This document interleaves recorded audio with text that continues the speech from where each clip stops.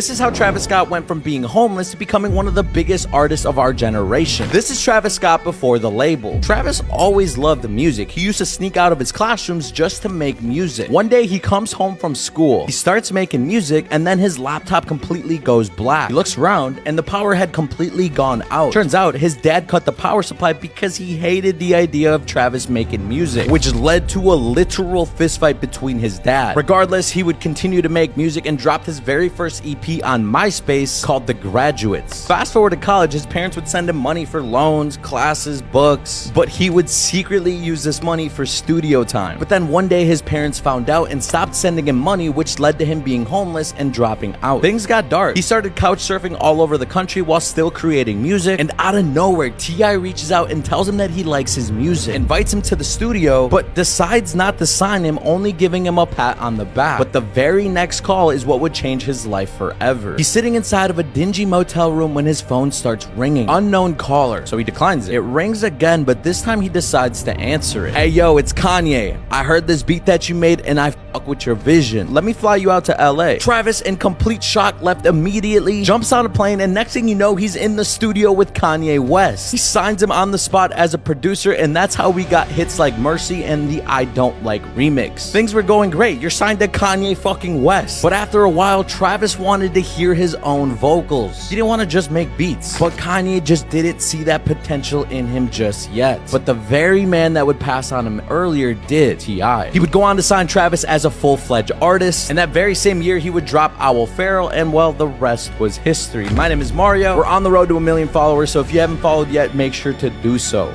This is how Travis Scott went from being homeless to becoming one of the biggest artists of our generation. This is Travis Scott before the label. Travis always loved the music. He used to sneak out of his classrooms just to make music. One day he comes home from school. He starts making music and then his